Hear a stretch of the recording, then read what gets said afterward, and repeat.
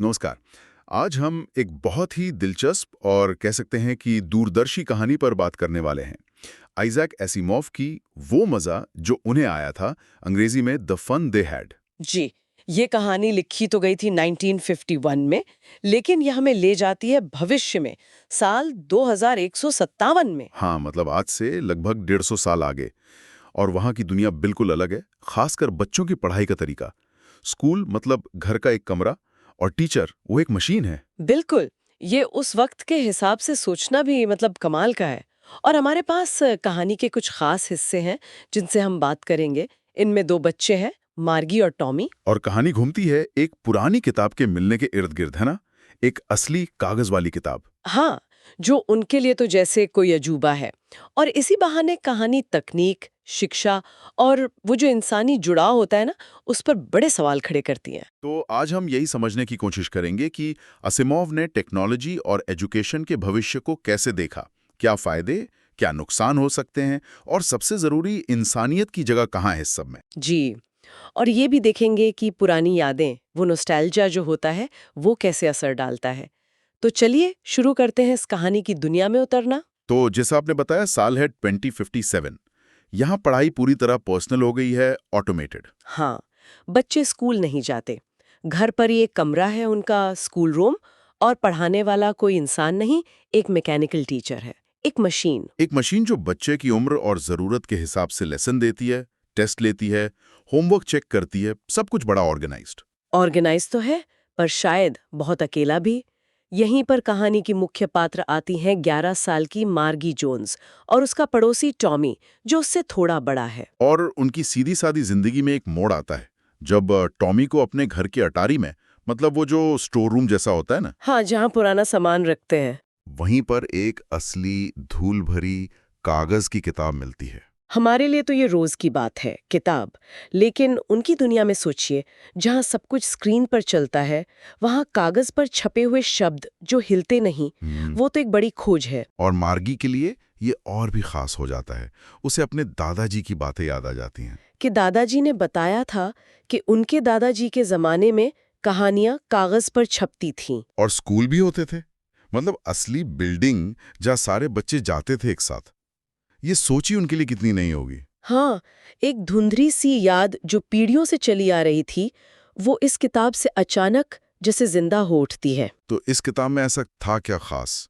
सिर्फ कागज या उसमें लिखी बात भी? दोनों ही। पहली चीज तो यही कि शब्द हिल नहीं रहे थे, वो वहीं थे जहां छपे थे। ये उनके लिए बहुत अजीब था कि पन्ना पलटो तो भी शब्द वही हैं। हाँ, ये उनके टेलीबुक से बिल्कुल अलग था। बिल्कुल। लेकिन उससे भी ज्यादा हैरान करने वाली बात थी किताब का टॉपिक। वो पुराने जमाने के स्कूलों के बारे में थी। ऐसी जगह जहां एक ही उम्र के ढेरों बच्चे एक साथ एक बिल्डिंग में पढ़ते थे। और सबसे बड़ा शौक उनके लिए टीचर। किताब में लिखा था कि तब पढ़ाने वाले इंसान होते थे, मशीनें नहीं। ये बात तो मार्गी को बिल्कुल हजम ही नहीं हुई होगी। उसका पहला रिएक्शन क्या था? शक, पूरा शक और एक तरह का अविश्वास। वो कहती है, कोई आदमी कैसे टीचर हो सकता है? कोई इंसान इतना स्मार्ट कैसे हो सकता है जितना मेरा मैकेनिकल टीचर है? लॉजिकल सवाल है, उसकी दुनिया के हिसाब से उसने कभी देखा ही नहीं किसी इंसान को पढ़ाते हुए। उसके लिए तो नॉलेज का सोर्स एक मशीन है जिसमें सारे फैक्ट्स और डेटा भरे हैं। उसे ये सोचना भी मुश्किल लगता है कि कोई इंसान अलग अलग सब्जेक्ट्स कैसे पढ़ाएगा, होमवर्क कैसे जांचेगा। हाँ, टॉमी शायद थोड़ा बेहतर समझता है इस बात को। वो कहता है कि उसके पापा भी लगभग उतना ही जानते हैं जितना उसका टीचर। पर मार्गी के लिए ये फिर भी एक बहुत ही अजीब सी बात है। और यहीं से मार्गी के अंदर वो कश्मकश शुरू होती है। एक तरफ उसकी अपनी बोरिंग पढ़ाई, जिससे वो सख्त नफरत करती है। कहानी में साफ है कि मार्गी को अपना स्कूल बिल्कुल पसंद नहीं। वो मैकेनिकल टीचर उसे उबाऊ लगता है। खासकर वो भूगोल वाला सेक्टर जो खराब हो गया था और उसे टेस्ट पे टेस्ट दिए जा रहा था। हाँ, वो तो एक बिल्कुल मैकेनिकल प्रोसेस लगता है। होमवर्क स्लॉट में डालो, पंच कोड में जवाब लिखो, मशीन तुरंत नंबर बता देगी। इसमें कहीं मजा या सीखने की खुशी नहीं है। और दूसरी तरफ ये पुरानी दुनिया की बातें किताब से पता चली, जहां बच्चे साथ थे, टीचर इंसान थे, तो ये उसे खींचने लगती हैं ना। बिल्कुल। शुरू में शक के बावजूद जैसे जैसे टॉमी उसे उन स्कूलों के बारे में बताता है कि सब बच्चे एक ही उम्र के हों तो एक ही चीज सीखते थे, टीचर घर नहीं आते थे, बच्चे स्कूल जाते थे। तो मार्गी के मन में एक इच्छा सी जागने लगती है। हाँ, उसे अपनी पढ़ाई का अकेलापन और ज्यादा चुभने लगता है। वो सोचने लगती है कि उन बच्चों को कितना मजा आता होगा। कहानी का टाइटल भी तो यही है, वो मजा जो उन्हें आया था। पर ये जो मजा है, क्या ये सिर्फ पढ़ाई से बोरियत का नतीजा है या ये कुछ और गहरा है? मतलब क्या असिमोव ये कह रहे थे कि सीखना मजेदार हो सकता है अगर माहौल सही हो? मुझे लगता है ये सिर्फ बोरियत से भागना नहीं है, ये असल में उस सोशल कनेक्शन, उस कम्युनिटी की फीलिंग के लिए तड़प है जो उसकी अपनी पढ़ाई में है ही नहीं। सही बात है। वो अकेली है एक कमरे में, एक मशीन के सामने। हाँ, न कोई क्लासमेट है जिससे धीरे से कुछ पूछ ले, न कोई दोस्त जिसके साथ मुश्किल सवाल पर हंस ले। वो उस इंसानी गर्माहट को मिस कर रही है जिसे उसने कभी महसूस ही नहीं किया, सिर्फ कल्पना की है। और ये हमें सीधे कहानी के सबसे बड़े मुद्दे पर ले आता है, टेक्नोलॉजी बनाम इंसानियत, खासतौर एजुकेशन में। कमाल की बात है कि 1951 में जब पर्सनल कंप्यूटर वगैरह तो सोच से भी परे थे, असिमोव ने न सिर्फ ऐसी मशीनों की कल्पना की, बल्कि उसके सामाजिक और भावनात्मक असर को भी समझ लिया था। हाँ, उनकी दूरदर्शिता वाकई गजब की है। कहानी में एजुकेशन का मशीनीकरण पूरा हो चुका है। Mechanical teacher, textbooks, homework slot. ये सब आज की online learning, AI tutor, digital किताबों से कितना मिलता जुलता लगता है। बिल्कुल, लेकिन एसिमोव सिर्फ टेक्नोलॉजी की वाहवाही नहीं कर रहे थे, वो उसके दूसरे पहलू को लेकर भी आगाह कर रहे थे। वो दूसरा पहलू क्या है?